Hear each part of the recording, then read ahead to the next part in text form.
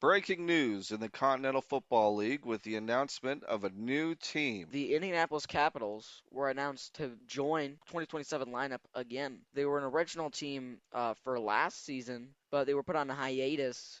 They couldn't get like a deal, but they're going to be back, and they were announced to be the fifth team. So it's definitely interesting. Also, it's interesting that they have, usually when you see a team called the Capitals, it's Capitals with an A, but this one is with an O, Capitals. It's very odd. But they also did move the headquarters from Ohio Valley to Indianapolis before they announced this. So that was interesting as well. And they've been there a few days, and supposedly it's been a good place for them. Yeah, and so the new team is the old team. Like you said, this was a team that we knew last year that, or this year, there was plans for them to be part of the league, but they Yeah. weren't really able to get things off the ground. But we knew that there was a lot of interest there, a lot of support, a lot of the framework in place. And so, with the movement of the headquarters of the league and everything to Indianapolis, it's really no surprise that this is the first team that they announce in addition to the Yeah. the four that survived this season. But yeah, Indianapolis Capitals are back, and so another team for the North. Yeah. It's So definitely needed. Cincinnati was the lone survivor, so this is a second team. They kind of hinted at their plans, and so they want to fill the North with four teams Yeah. for next season. So this is the second. So we should be able to look forward to two more teams. And from what was said, if you imagined Indianapolis in the center, they want teams within a certain radius that they have in their heads, like what would fit the division, Yeah. but with Cincinnati, or I'm sorry, Indianapolis in the center of it. So Cincinnati, Indianapolis. I know you've talked about Milwaukee before. Yeah. There's Michigan was a team that tried to get off the ground last year. I wouldn't be shocked Um, if they did Lexington either. a Kentucky team would make sense. On the other side of Indiana, you have Illinois, so Yeah. maybe a team there. Maybe on the eastern side of Ohio or western Pennsylvania. I know we had Ohio Valley uh, Canton, fold this year, but maybe Canton or Akron or Columbus. Youngstown. I don't know about Columbus, but because that's close to Cincinnati too. But yeah, there's gonna be a couple more teams, and it's a pretty safe bet they're gonna be close to I Indianapolis feel like I and feel like Cincinnati. Akron if they did Ohio, Akron or Youngstown. But I feel like the top four I'd say is Milwaukee, Youngstown, Lexington, and Akron. I Yeah, feel like those are the good ones for the y- fourth team. right. I do So believe they'll add Michigan back. they've got a lot put together already. So if they can, I think that would be their first choice. So yeah, that's kind of what we're looking at there. They kind of told a little more of their plans, just trying to show that the league is still alive, that they are still working towards, creating a league that's sustainable in the summer. Yeah. We've seen now that it can be successful in the spring, where the UFL has been growing, Yeah. from what the XFL and the USFL started, UFL is transcending that, and really solidifying. So now Continental Football League wants to take it a step further, and the goal they said within the next few years. So they want 8 teams for 2027 season, and they want 24 in the next 5 years. Yeah, so that's quite a few teams within the next The 5 years. the interesting thing was though that they didn't want eight divisions of three or anything, or like four divisions of whatever number. They wanted like four divisions, something like that. Yeah, so you're right. They don't want small divisions of only three or four teams. They wanted big divisions. It sounds like there's going to be bigger divisions with more teams.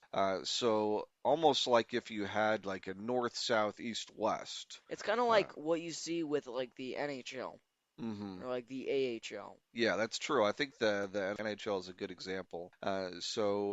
One thing that they've said is a little different is that they do want teams to be regional. They want to have a group of teams Yeah. that can make, rivalries that can really kind of create an identity for the league. So I think that's one thing they're going to work towards is having, like, they're not just going to have one team that's by itself. Yeah, Like we're not just going to see like in Orlando with no other team within hundreds of miles, or a Boise or something like that. I think they want groups of teams that are going to be together. Like if you were to say, hey, we're going to have some teams in the Midwest, so you would have St. Louis, like Omaha, you'd have Tulsa, you'd have Springfield, you'd have a group together, like the way you have Rockford. the Texas teams now, Yeah, like the way you have Indianapolis and Cincinnati. So that's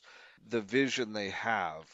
And so 5 teams now, they need 3 more. So, two more in the north and one more in the south. And this is more of a north focused video, but they did say in an interview that for the south they aim to put it to give a rival to Tall City. Because Tall City is separated from San Antonio and the Syndicate in Pflugerville. So they wanted to get one in like San Angelo mhm, or Fort Worth. So they did have San Angelo last year, the Sidewinders, but they couldn't really get a deal, so they moved them to Fort Worth and became the Fort Worth Braves, but they folded before the season. So both teams failed.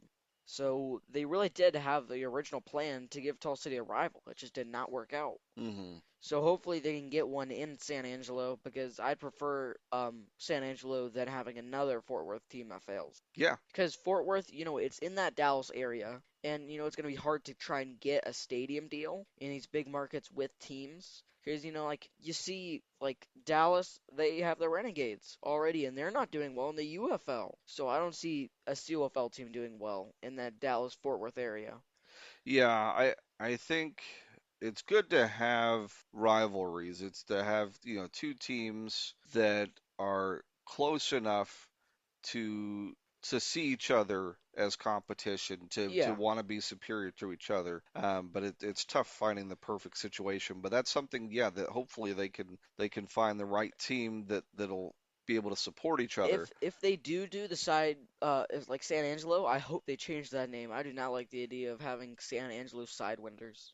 Yeah, I mean, there's a lot of things that, The color scheme didn't yeah. look too good either, like a dusty brown, a gray, and a white. I was like, come on. I get it's Yeah, like the so that desert, but Yeah, that's looking a ways down the road, but it all depends on what they yeah. put together there. So, I think that's about it. But also, the COFL announced that before the next season, in the spring, they want to do a combine and a draft in Granville Park. Yeah, so that's the other thing that they're really working towards as part of the identity of the league, is really focusing on the player development. So you have the games, you have the teams, but they also want this to be a legitimate launching pad for young players That could try and to get in like the to UFL or build, CFL. yeah, to build their skills, to get exposure, to really have a place that they can start their professional career. That gets you some And tape. yeah, and then from there you have opportunities to advance the UFL, CFL, and then from there, maybe the NFL one day, because we're Yeah, seeing more and more players from the UFL that are making the NFL and now. CFL. So there's a big part of what their plan is that player development. So like you mentioned, and this is why they chose Indianapolis, is because It's of such a what, good sports market. It's sports city. but also the structure in what they have there as far as being able to do like a combine, to do a draft, to do those things that they want, Yeah. um, that they have the facilities for in Indianapolis. Yeah. So yeah, you heard it there. If you're looking to play some football, if you're in an area, maybe try for the out for the combine. That'd be interesting. Yeah, absolutely. Like keep your eyes on the Get up. Colorado Football League teams. Watch for Yeah. the combine, all that stuff. If you've got skill, you're just out of college, you feel like you have more to offer, you don't want to give up yet, then that's a great opportunity. Also, one thing about the league too is that it's a league for the people by the people, where these teams you have an opportunity to buy in too, Yeah. and be part of the ownership. The Like, more you sacrifice for the league, like for the teams in the league, the more you donate, the more these teams have a better chance of staying afloat. yeah. And we saw that firsthand with Ohio Valley folding. But That like was if pretty you bad. go to San Antonio's page, like it's right there on the front where you can buy in and be part of the ownership. So Yeah, that's something to check out too. It's a unique aspect to the the league you People's don't League. see with a lot of teams. But yeah, so Indianapolis first announcement For as expansion. far as teams go. More to come. Yeah, So they've hinted that they're looking very closely at two more teams. yeah, Hopefully, that means in the next few weeks yeah, that we'll have news on that, because this is the time where you get things started so that you can have yeah, things in place for next season. So the sooner they can lock that in, the sooner that they can start building for success. So that's what we've got here. And as soon as we know more, we'll let you know. yeah. That'll do it.